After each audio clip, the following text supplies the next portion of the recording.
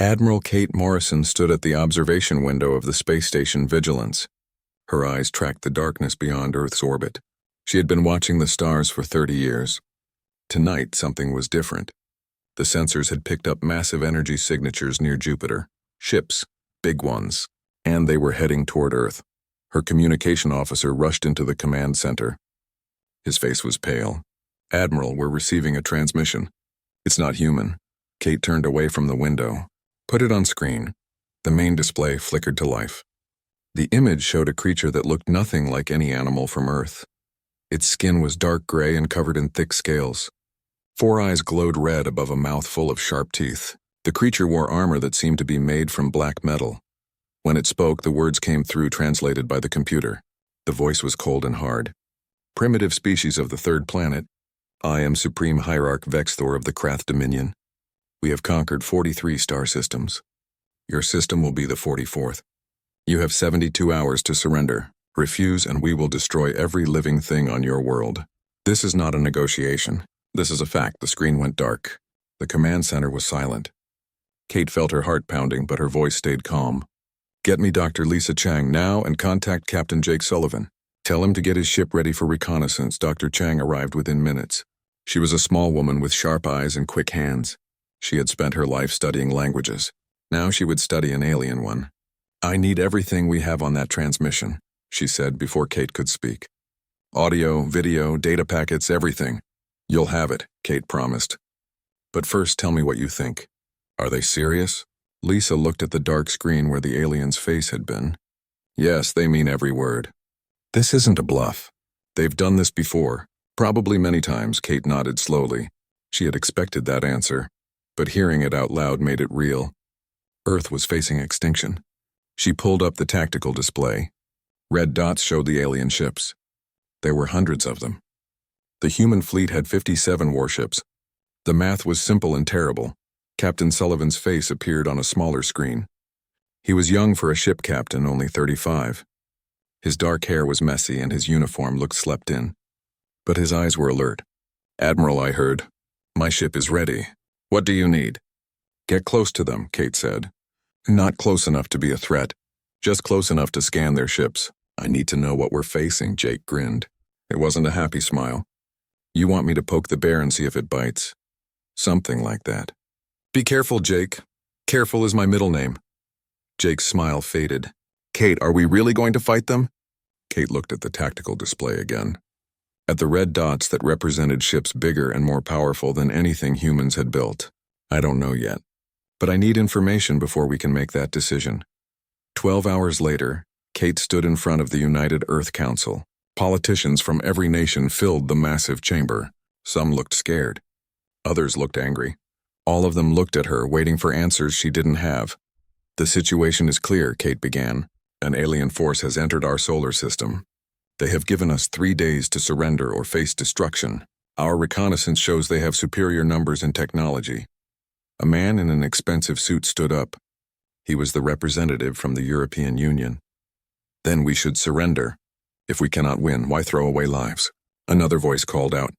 "What happens after we surrender? Do they leave us alone?" Lisa stepped forward.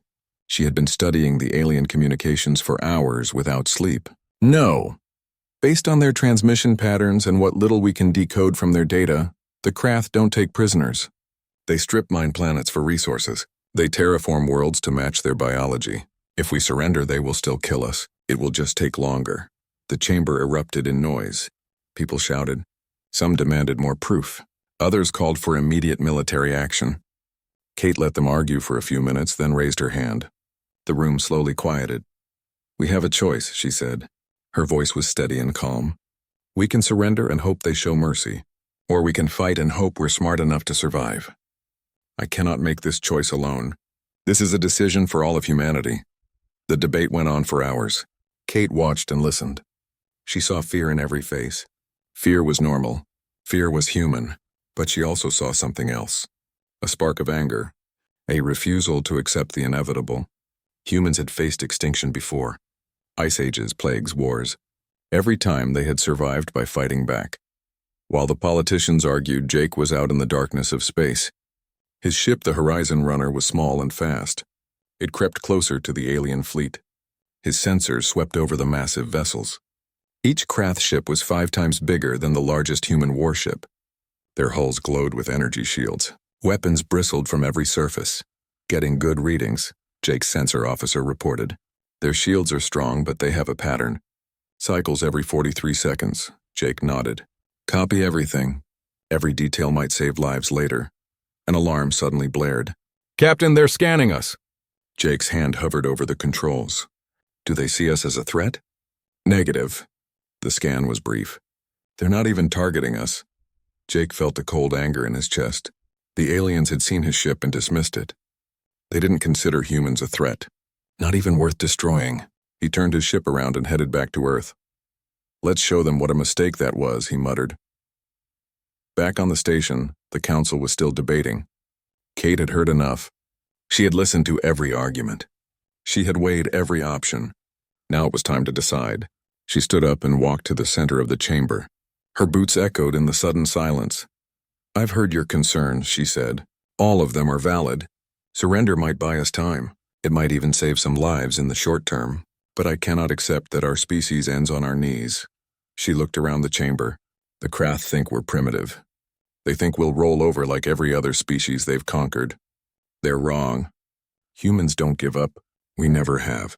We won't start now. The European representative stood again. Admiral, with respect, this is not a military decision. The council must vote. Kate nodded. You're right. Vote if you must. Debate if you need to. But the Krath gave us 72 hours. 60 of those hours are already gone. In 12 hours, they will expect an answer. I'm giving them one now. She turned to the communication console. Send this message to the Krath fleet. All frequencies. Make sure they hear every word. The chamber held its breath. Kate looked directly at the camera that would transmit her words across space. Her voice was clear and hard as steel. This is Admiral Kate Morrison of United Earth Forces. We have received your demand for surrender. Here is our answer. Come and take it. The transmission ended. For a moment, no one moved. Then someone started clapping. Another joined. Within seconds, the entire chamber was on its feet. Not everyone was applauding. Some looked horrified. But the decision was made.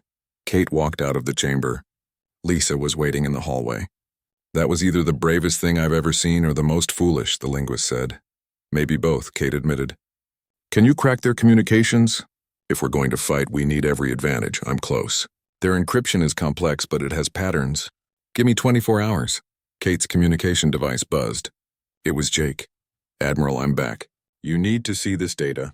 The Krath ships are powerful, but they're not invincible. They have weaknesses. Meet me in the tactical room. Bring everything you found. That night, Kate stood at the observation window again. Earth hung below her, blue and beautiful and fragile. Somewhere down there, people were going about their lives. Working, sleeping, loving, dreaming. Most of them didn't know yet that everything was about to change. Tomorrow, she would tell them. Tomorrow, they would all know that humanity was at war. She thought about the message she had sent to the Krath. 4 simple words. Come and take it. It was a challenge, a declaration of defiance, but it was also a promise. If the Krath wanted Earth, they would have to fight for every inch of it, and humanity would make them pay in blood for every step. Kate turned away from the window.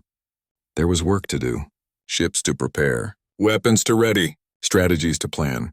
The Krath had conquered 43 star systems. They thought Earth would be easy. They were about to learn that humans were different. Humans didn't surrender. Humans fought back. And when pushed to the edge, humans became the most dangerous creatures in the galaxy. The war was coming. Kate could feel it in her bones. The Krath demanded surrender. Humanity would answer with fire. The war room deep inside Earth's military headquarters looked like organized chaos. Screens covered every wall. People rushed between stations carrying data pads and shouting orders. In the center of it all stood General Paul Martinez. He was a big man with gray hair and scars from old battles. Right now, he was studying a holographic display of Earth and its surrounding space. 48 hours, he said. That's all we have before the Krath deadline expires. And we have 57 ships against their 300. Admiral Morrison appeared on the main screen. She was calling from the space station. We can't win a straight fight, she said. So we won't fight straight. We need to be smarter than them. A young officer stepped forward. Lieutenant Alex Harper was only 26, but he had a reputation for creative thinking. Admiral General, I have an idea. It's unconventional. Unconventional is what we need, Kate said. Talk. Alex pulled up a map of the solar system. The Krath expect us to defend Earth directly. They'll come in force, overwhelming our defenses. But what if we don't defend Earth? What if we use the entire solar system as our battlefield? He zoomed in on different areas. We know this system better than they do. The asteroid belt, the moon, even the gas giants. We can use all of it. Draw them into places where their size works against them. General Martinez stroked his chin. Guerrilla warfare in space, I like it. But we need weapons that can hurt them. Their shields are strong. A woman's voice came from another screen. I might have something for that. Commander Nina Brooks looked tired. She had been working in the weapons research lab for 3 days straight. We've been developing a new torpedo, plasma-based. It doesn't work like conventional weapons. Instead of hitting the shield, it flows around it. Like water finding cracks in a dam. Kate leaned forward. How many can you make in 2 days? Nina hesitated. If we push every factory to maximum, maybe 500. But they're untested. We don't know if they'll work in real combat. Make them, Kate ordered. Test them if you have time, but make them first. We need every advantage we can get. The plan came together piece by piece. Alex worked with the tactical team to map out ambush points throughout the solar system. Captain Sullivan volunteered to lead decoy squadrons. His job would be to make the Krath chase him into areas where human ships had advantages. General Martinez organized ground forces. If the Krath made it to Earth's surface, there would be an army waiting. Dr. Lisa Chang had made progress on the alien communications. She burst into the war room carrying a data pad. Her eyes were red from lack of sleep, but she was smiling. I cracked part of their encryption. Not all of it, but enough. I can listen to their tactical channels, but can you jam them? Kate asked. Maybe. Better than that, I can feed them false information. Make them see our ships where they aren't. Hide our real positions. Lisa's smile grew wider. We can make them confused. Scared even. Kate felt hope stirring in her chest. It was a small hope, fragile as glass, but it was real. Good, very good. What else did you learn? Lisa's smile faded. They're arrogant. I've been listening to their commanders talk. They don't see us as a threat. They're treating this like a routine operation. That arrogance might be their weakness. On Earth, people were preparing. The government had announced the alien threat. At first, there was panic. Cities emptied as people fled to the countryside. Stock markets crashed. Some people rioted. But then something changed. The panic turned into something else. Anger, determination, a refusal to accept defeat. Recruitment centers were flooded with volunteers. People wanted to fight. Old veterans came out of retirement. Young people lied about their age to enlist. Factory workers volunteered for double shifts. Scientists offered their expertise. Even children contributed, collecting metal for recycling into weapons. General Martinez watched news footage of the preparations. A reporter interviewed an old woman who had survived 3 wars. Are you afraid? The reporter asked. The woman looked directly at the camera. Of course I'm afraid. Fear is natural. But I've learned something in my long life. Humans are at our best when we're scared. We don't run. We fight harder. Martinez turned off the screen. He had seen many battles in his career. He had fought against terrorists, rebels, and other nations. But this was different. This was humanity united against a common enemy. For the first time in history, there were no nations, no borders, just humans standing together. In orbit around the moon, Commander Brooks supervised the loading of the new plasma torpedoes. The weapons looked simple. Metal cylinders about 2 meters long, but inside each one was compressed plasma held in magnetic fields. When released, the plasma would seek out heat sources and flow into any gap it could find. Will they work? Her assistant asked. Nina watched the last torpedo being loaded onto a ship. Honestly, I don't know. The theory is sound. The simulations look good, but we've never tested them against real alien shields. We're about to find out. Back on the space station, Kate assembled all the ship commanders.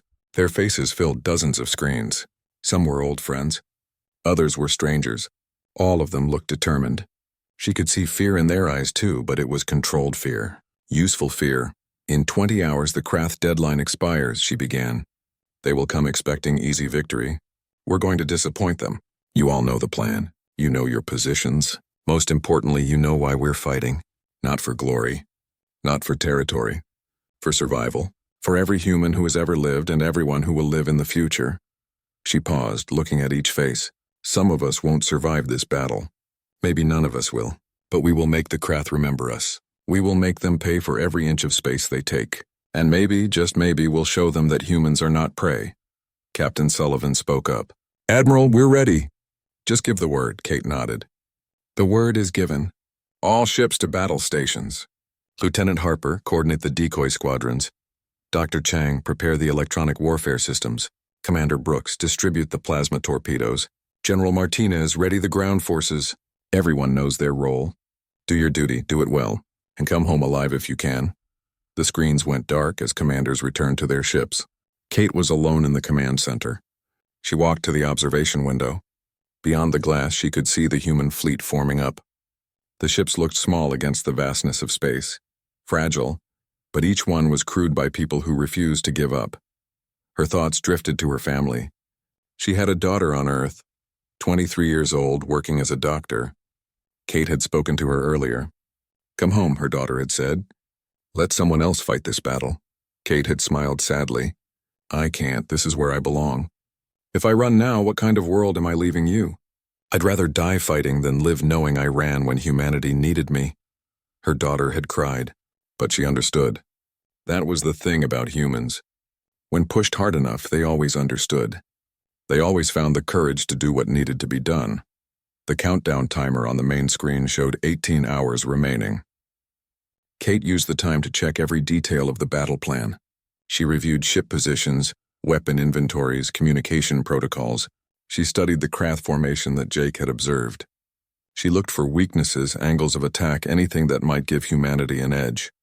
With 2 hours left, Jake called her. How are you holding up? He asked.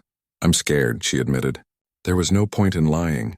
Not now, but I'm also angry. The Krath think they can just take our world. They think we're nothing. I want to prove them wrong. Jake laughed. It was a harsh sound. That's the spirit. My crew feels the same way. We're ready to show these aliens what humans can do. Jake, Kate said quietly, thank you. For everything. You're a good captain and a better man. Save the speeches for after we win, Jake said, but his voice was warm. I'll see you on the other side of this battle, Kate. Count on it.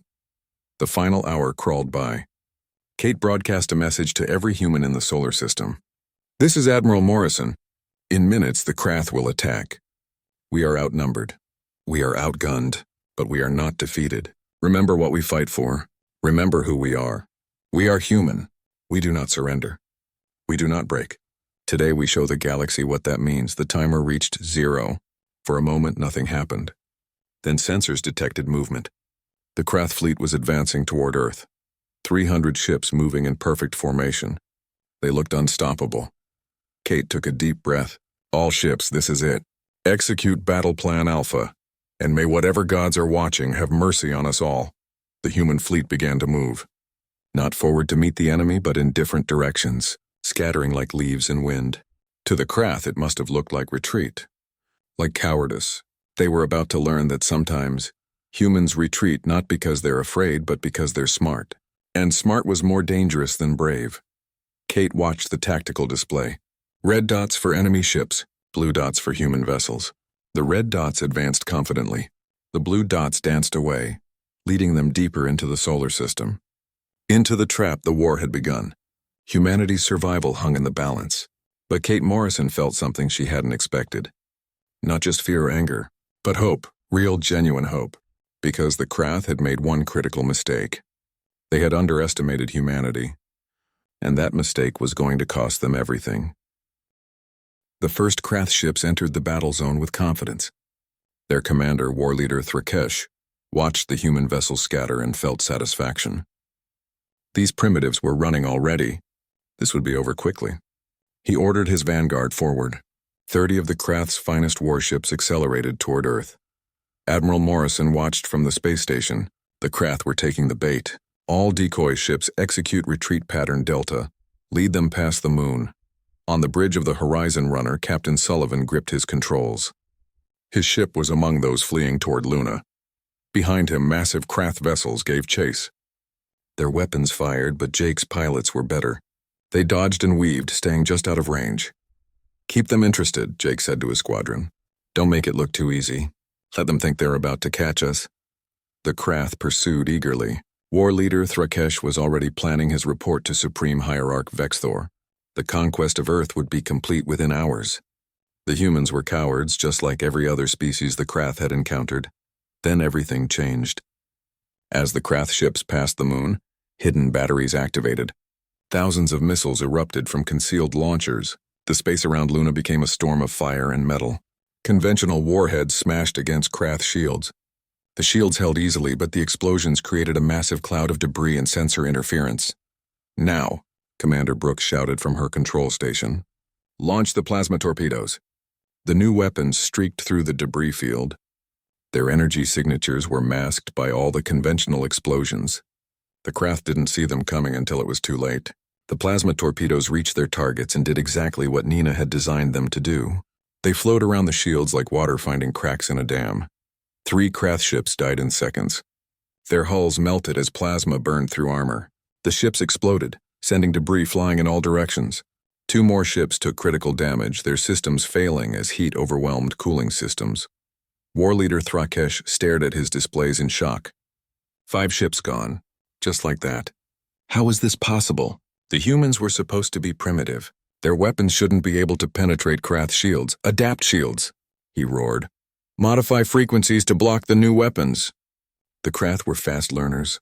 Within minutes, they had adjusted their shields to deflect the plasma torpedoes. But minutes were all the humans needed. Jake's squadron reversed course, charging back toward the confused Krath formation. Human ships were smaller and more agile. They weaved between the larger alien vessels, firing at close range. From Earth, General Martinez watched the battle unfold. His job would come later if the Krath reached the surface. For now, he could only watch and hope. He saw human ships dancing around the enemy, saw explosions lighting up the darkness. Each explosion might be friend or foe. There was no way to tell. In her lab, Dr. Lisa Chang was fighting her own battle. She had tapped into the Krath communication network and was flooding their channels with false information. Enemy ship positions that didn't exist, fake distress calls, contradictory orders. The Krath commanders were trained to follow orders without question.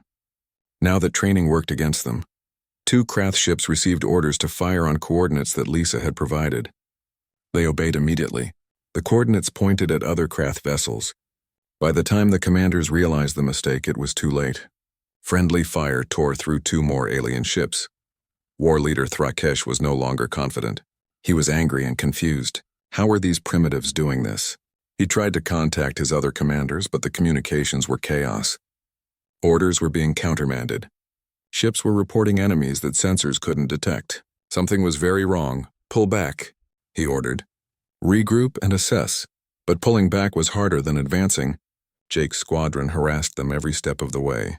And now more human ships were joining the fight. They came from all directions, from hiding spots throughout the inner solar system. The Krath found themselves surrounded.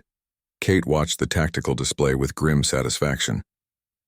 The plan was working. But the cost was high. She could see blue dots winking out. Each one represented a ship and its crew. People she knew. People she had trained with. Friends. They were dying so that Earth might live. Lieutenant Harper coordinated the attack from his station on the battleship Defiant. His voice was calm despite the chaos around him. Squadron 7, hit their left flank. Squadron 12, target their command ship. All units, maintain formation and watch your spacing. The battle raged for hours. Space became a graveyard of broken ships and floating debris. The Krath lost vessel after vessel. But so did humanity. For every alien ship destroyed, humans lost 2 or 3. The numbers were brutal. Supreme Hierarch Vexthor watched from his flagship at the edge of the battle. He had expected this to be routine. A quick demonstration of Krath power, followed by the extermination of another primitive species. Instead, his forces were bleeding. Bleeding against creatures that shouldn't even have space travel. "Commit the full fleet," he ordered. His voice was cold with fury. "All ships advance. Kill every human you find. Destroy their world. Make an example of them." Kate saw the main Krath fleet begin to move. Over 250 ships were now entering the battle. This was it. This was the moment that would decide everything. All remaining ships execute Plan Omega. Fight with everything you have. Make every shot count. The human fleet was outnumbered 5-1 now. But numbers weren't everything. Jake led his damaged squadron on one final charge. His ship had taken heavy damage. Life support was failing. Weapons were down to 30%, but he wasn't done fighting. All power to engines, he ordered. We're going to ram that command ship. His crew didn't hesitate. They knew this was a one-way trip. But they also knew it might give other humans a chance. The Horizon Runner accelerated directly at War Leader Thrakesh's flagship. Krath weapons tore into the small human ship. Armor melted. Systems exploded. But Jake kept flying. At the last second, he fired his remaining weapons. The shots were perfect. They hit the exact spot where his sensors showed the shield generator. The Krath shields flickered. For just an instant, they failed. And in that instant, the Horizon Runner struck home. The explosion was massive. Both ships were destroyed. War Leader Thrakesh died without understanding how he had been beaten. His last thought was confusion. How could primitives do this? Kate felt tears on her face as she watched Jake's ship die. He had been a good man, a good friend. But she couldn't stop to mourn. Not yet, the battle was still raging. All ships, Jake gave us an opening. Use it. Target their command vessels. Cut off their coordination. The human fleet responded with desperate courage. They threw themselves at the Krath with suicidal determination. Ship after ship died, but each one took enemies with them. The mathematics of war were simple and terrible. Humanity was losing, but they were making the Krath pay a price no one had ever demanded before. Nina's plasma torpedoes ran out after the first hour. Conventional weapons followed. Some ships resorted to ramming when they ran out of ammunition. The Krath had never seen anything like it. Species they conquered always surrendered when defeat was obvious. These humans just kept fighting. In the asteroid belt, a group of human mining ships joined the battle. They weren't warships. They were civilian vessels with mining lasers and rock haulers. But their crews were human, and humans didn't surrender. They used their ships like weapons, pushing asteroids into Krath formations. When that failed, they used their ships as missiles. Alex Harper's tactical display was a sea of red. The Krath were winning, but they were bleeding. They had lost over 100 ships. Damaged vessels limped away from the battle. The perfect Krath formation was broken and scattered. They were winning, but it didn't look like victory. Supreme Hierarch Vexthor stared at his own tactical display in disbelief. His fleet had conquered 43 star systems. They had destroyed species with technology far more advanced than these humans. Yet here, in this primitive system, his fleet was taking casualties like never before. "Pull back," he ordered. The words tasted like poison in his mouth. The Krath did not retreat. The Krath did not fail. But continuing this battle would destroy his entire fleet. "All ships withdraw to Rally Point Gamma. We will regroup and return with reinforcements." The Krath fleet began to withdraw. They moved in good order, still dangerous. Human ships harassed them but lacked the strength for a pursuit. Both sides had been bloodied. Both sides needed time to recover. Kate watched them go. She wanted to chase them, to finish what they started, but she couldn't. Of the 57 human ships that began the battle, only 25 remained operational. 15 more were damaged beyond repair. 17 had been completely destroyed. The cost in lives was staggering. Thousands of humans had died in the battle. Kate knew most of their names. She had commanded many of them personally. Jake Sullivan's name would be engraved on monuments. So would hundreds of others. Heroes who gave everything so that Earth might survive one more day. But they had survived. Against impossible odds, humanity had fought the Krath to a standstill. The aliens had retreated. Not defeated, but hurt. Shocked. For the first time in their history, the Krath Dominion had faced. 3 months had passed since the first battle. Earth's orbit was filled with construction. Shipyards worked day and night building new vessels. Mining operations in the asteroid belt ran at maximum capacity. Every resource humanity could gather went toward preparation for the next Krath attack. Admiral Kate Morrison stood on the bridge of a new ship, the Vigilant Dawn. It was humanity's first vessel built specifically to fight the Krath. The design incorporated everything learned from the first battle. Stronger armor, better shields, and plenty of plasma torpedoes. But Kate wasn't looking at her new ship. She was looking at intelligence reports. reports that made her stomach tight with worry. Captain Maria Santos had taken a stealth ship deep into space to spy on the Krath. What she found was terrifying. Maria's face filled the communication screen. She looked tired. Admiral, the Krath aren't just regrouping. They're bringing reinforcements, big ones. I count over 1,000 ships gathering at the edge of the system. 1,000 ships. The number was impossible. Humanity had built 30 new vessels in 3 months. They had repaired most of the damaged ones. That gave them about 60 ships total. Against 1,000, the math was simple. There was no way to win. Kate's jaw tightened. How long until they attack? Best guess? 2 weeks. Maybe less. They're waiting for the last of their reinforcements to arrive. 2 weeks to prepare for the end of humanity. Kate dismissed Maria and called an emergency meeting. Within an hour, all of Earth's military and scientific leaders were gathered. The mood in the room was grim. General Martinez spoke first. We can't win a straight fight. Not against those numbers. We need a new strategy. Commander Nina Brooks looked frustrated. I've been improving the plasma torpedoes. They're better now. But even with perfect weapons, we can't fight 1,000 ships. Dr. Henry Wright raised his hand. He was a physicist who had been working on experimental communication systems. I might have something. It's risky, untested, but it could change everything. Kate turned to him. Talk. Henry pulled up a display showing complex equations. I've been working on faster-than-light communication. Real-time communication across star systems. 3 days ago, I finally got it working. We can talk to anyone, anywhere in the galaxy instantly. The room was silent. Lieutenant Alex Harper, now promoted to commander, was the first to understand. We can contact other species. Species the Krath have conquered. Find allies, Henry nodded. Exactly. The Krath have conquered dozens of civilizations. Maybe some of them are willing to help us, or at least provide information. Kate felt hope stirring again. It was a desperate hope. But it was something. Can we send a team? Make contact? Yes, but it would be dangerous. Very dangerous. They'd have to go deep into Krath-controlled space. If they're caught, there's no rescue. Maria's voice came through the communication system. She was still out there watching the Krath. I'll do it. My ship is already equipped for stealth, and I know the Krath patrol patterns now. Kate hesitated. She had already lost too many good people. But Maria was right. This might be humanity's only chance. Approved. Take Dr. Lisa Chang with you. We'll need her language skills, and Commander Harper. His tactical knowledge might be crucial. The mission was prepared in 48 hours. Maria's stealth ship was modified with Henry's communication system. Lisa loaded every language and culture database humanity had. Alex brought tactical maps and combat data from the first battle. They departed quietly, slipping past Krath patrols in the darkness of space. Back on Earth, life continued. But everyone knew what was coming. Cities held evacuation drills. Families said goodbye to loved ones joining the military. Children drew pictures of human ships fighting aliens. The entire planet was preparing for war. Kate visited the memorial for those who died in the first battle.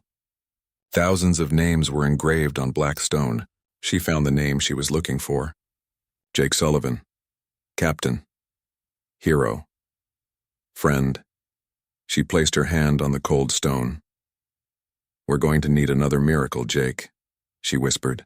I hope you're watching. I hope wherever you are, you know that we haven't given up. We never will. 5 days after Maria's team left, they made contact. Lisa's excited voice came through the communication system. Admiral, we found them. A species called the Veil. The Krath conquered their world 20 years ago. They have an underground resistance. Kate felt her heart racing. Can they help us? Maria's voice joined the conversation. Maybe not directly. They don't have ships or weapons, but they have information. And Admiral, they have something else.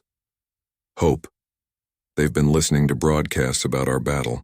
News of human resistance has spread through Krath space. Other conquered species are talking about it. About us, Alex's voice was excited. Admiral, the Veil resistance leaders want to talk to you directly. They say what we did, what humanity did, inspired them. For the first time in 20 years, they're considering open rebellion. The communication switched to a new channel. A strange face appeared on the screen. The Veil looked insect-like, with multiple eyes and chitinous skin. But the eyes showed intelligence and emotion. When it spoke, Lisa's translation software converted the words to English. I am called Zixar. I lead what remains of Free Vale. For 20 years we have hidden, survived, but we never fought back. We were too afraid. Then we heard about you, about humans who refused to surrender, who made the Krath bleed. You showed us that resistance is possible. Kate chose her words carefully. We're honored, but we're also desperate. The Krath are coming back with overwhelming force. We need any help we can get. Zixar made a gesture that might have been a nod. We cannot send ships, but we can sabotage Krath supply lines. We can provide intelligence about their tactics and technology, and we can spread the word. Tell other conquered species that the time to fight is now. While the Krath are focused on you, we can rise up across their empire. The implications were staggering. If multiple species rebelled at once, the Krath would have to divide their forces. They couldn't conquer Earth if their empire was burning behind them. Kate felt tears in her eyes. Then we fight together, not side by side, but for the same goal, freedom. Over the next week, Maria's team made contact with 3 more resistance groups. The Vale weren't alone. Other species had been quietly resisting Krath rule, waiting for a spark. Humanity had become that spark. News of human defiance spread through the underground networks faster than any virus. Zixar provided detailed information about Krath military structure. The aliens used a strict hierarchy. Every decision flowed from the top down. Individual commanders had little initiative. If you could disrupt the command structure, the entire fleet became confused and vulnerable. Lisa discovered another crucial fact. The Krath had never faced coordinated resistance before. Every species they conquered had surrendered quickly or been destroyed fighting alone. The concept of multiple species working together was foreign to them. It would be unexpected, and the unexpected was a weapon all its own. Back on Earth, Kate assembled her commanders. She shared everything Maria's team had learned. The mood changed from despair to determination. They still couldn't win a straight fight, but they didn't need to win straight. They just needed to survive long enough for the rebellions to spread. The Krath expect us to defend Earth directly, Kate said, so we'll defend it differently. We'll make this solar system a trap. Every asteroid, every moon, every planet will be a weapon. We'll bleed them slowly, and while they're focused on us, our new allies will tear their empire apart from within. Nina showed new designs for weapons platforms. We can hide thousands of automated weapons throughout the system. The Krath won't see them until it's too late, and I've improved the plasma torpedoes again. These new ones are twice as powerful. General Martinez outlined ground defenses. If they reach Earth's surface, we'll make them fight for every city, every street, every building. Urban warfare favors defenders. We'll make them pay in blood for every inch. The plan was desperate. It relied on too many variables. But it was a plan, and it gave humanity something precious, a chance. On the 10th day, Maria's team returned. They brought with them detailed intelligence and a promise. The Vale and their allies would coordinate rebellions to begin the moment the Krath attacked Earth. Multiple worlds rising up at once. The Krath Empire would burn while its forces were focused on humanity. Kate welcomed them back personally. You did good work. Dangerous work. But necessary. Maria smiled tiredly. It was worth it to see their faces. The Vale, the others. They were so hopeful. They believe in us, Admiral. They think humans can actually win this war. Then we can't disappoint them, Kate said. Or ourselves. That night, long-range sensors picked up movement. The Krath fleet was advancing. Over 1,000 ships moving toward Earth in perfect formation. Supreme Hierarch Vexthor was leading them personally. He intended to oversee humanity's destruction himself. Kate stood at her observation window one last time. Earth hung below her, so beautiful it hurt to look at. This might be the last time she saw it. The coming battle would make the first one look like a small skirmish. Most of the human fleet would probably die. She might die, but Earth would survive. It had to. She activated the fleet-wide communication channel.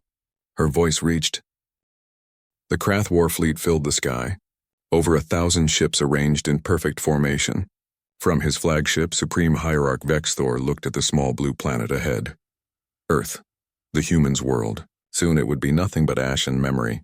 He activated the communication system. His message would reach every human in the solar system.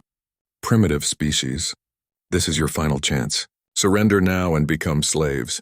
Refuse and become extinct. You have 1 hour to decide. On the bridge of the Vigilant Dawn, Admiral Kate Morrison received the message. She didn't need an hour. She didn't need a minute. The decision had been made 3 months ago. She opened a channel back to the Krath flagship. Her face appeared on Vexthor's screen. She was smiling. Not a happy smile. A smile that showed teeth. A predator's smile. Supreme Hierarch. I remember you. You demanded our surrender once before. We answered you then. Our answer hasn't changed. Come and take it. Vexthor felt rage burning in his chest. These primitives dared mock him? Dared refuse him again? So be it. Your species dies today. All Krath forces advance. Destroy everything. Leave nothing alive. The massive fleet began moving toward Earth. They came in waves, hundreds of ships at a time. Their weapons charged. Their shields at maximum. They expected the humans to fight back. Expected some resistance. But they were confident. Numbers guaranteed victory. Kate watched them come. Then she activated her plan. Dr. Chang, begin transmission. Show them what they're really facing. Lisa began broadcasting on all frequencies, not just to the Krath, to everyone. The transmission showed Veil resistance fighters, showed other conquered species preparing to rebel, showed testimonies of Krath atrocities, showed proof of human-alien cooperation. The message was clear. Humanity wasn't alone. The galaxy was rising up. On the Krath flagship, alarms began sounding. Communications from across the Empire reported rebellions. The Veil had attacked Krath garrison forces. 3 other species had done the same. Suddenly, the Krath Empire was burning from within. Vexthor stared at his displays in shock. This was impossible. Conquered species didn't rebel. They accepted their fate. But there was no time to worry about that now. The human world was before him. He would deal with rebellions after he crushed these primitives. Continue the attack. All ships forward. The Krath fleet advanced into Earth's defensive zone. That's when Kate triggered the trap. Hidden weapons platforms throughout the solar system activated.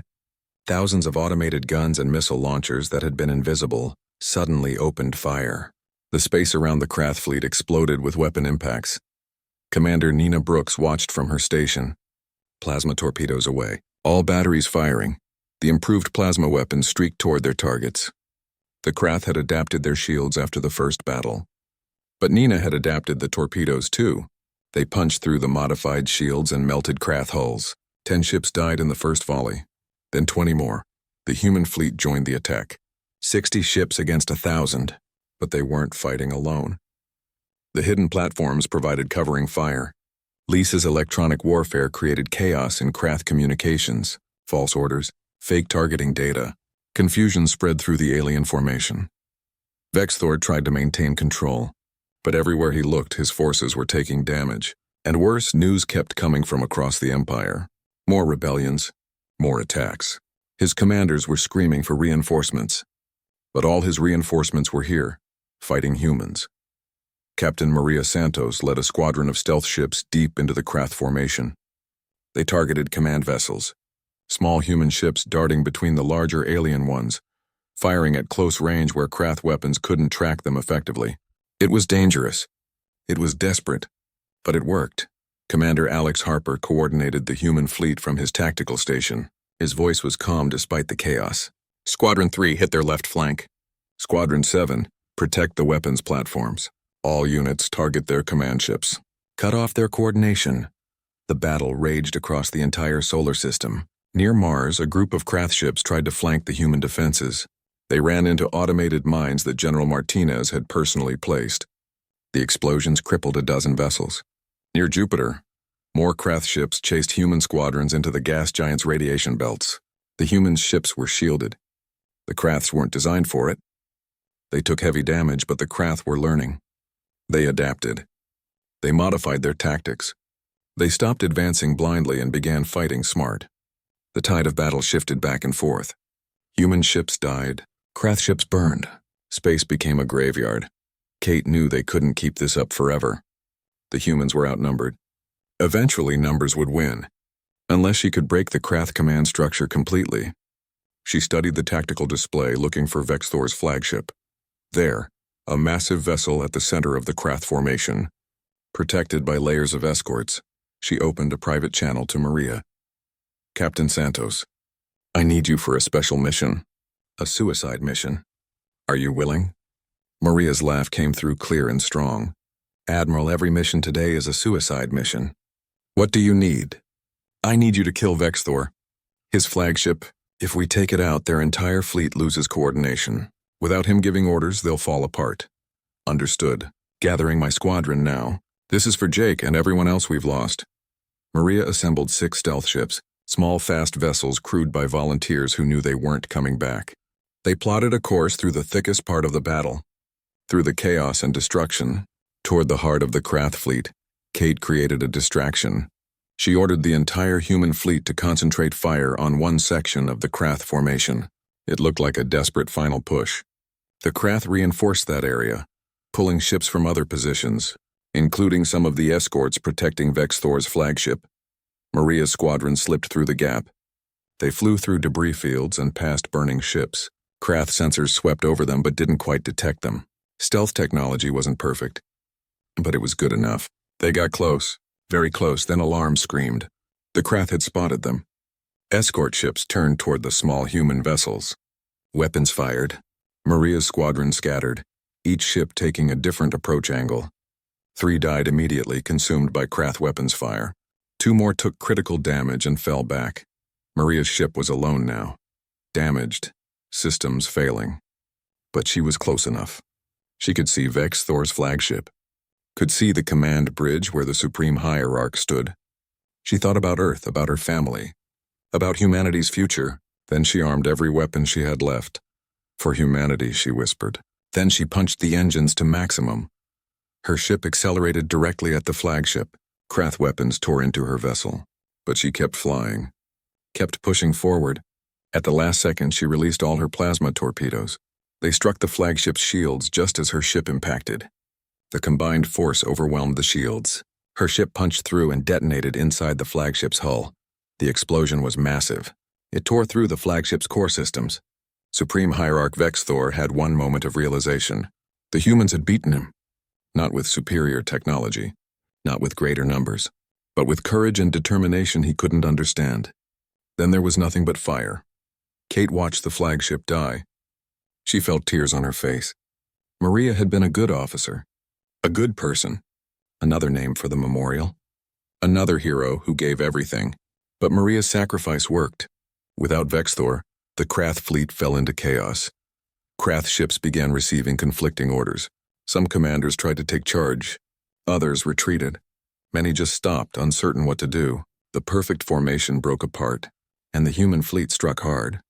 They targeted the confused vessels, destroyed command ships, created more chaos. The battle lasted 3 more days. 3 days of continuous fighting. Humans fought without sleep, without rest. They were past exhaustion, past fear, operating on pure determination. And slowly, impossibly, they began to win. The Krath lost over 600 ships. Their fleet was shattered, their command structure destroyed.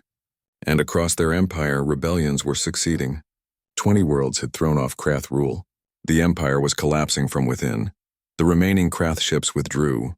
Not in good order, in panic. They fled back to their home territory, leaving Earth behind. Humanity had won, not just survived. Actually won. The cost was terrible. Of the 60 human ships, only 23 remained. Thousands more had died. But Earth stood, free, victorious. Kate broadcast a message to what remained of the human fleet. Her voice was hoarse from 3 days of giving orders. This is Admiral Morrison. The Krath have withdrawn. Earth is safe, we did it. Against impossible odds, we survived. More than survived. We won. She paused, emotion overwhelming her. But we paid a price. Captain Maria Santos, Captain Jake Sullivan, thousands of others whose names we'll engrave on memorials. They gave everything so we could live. We owe them a debt we can never repay, but we can honor them by building a future worthy of their sacrifice. 6 months later, Kate stood at a new memorial. It was much larger than the first one. So many names. She found Maria's name next to Jake's. 2 captains, 2 heroes, 2 friends. She placed flowers at the base of the monument. The solar system was different now. Ships from other species visited,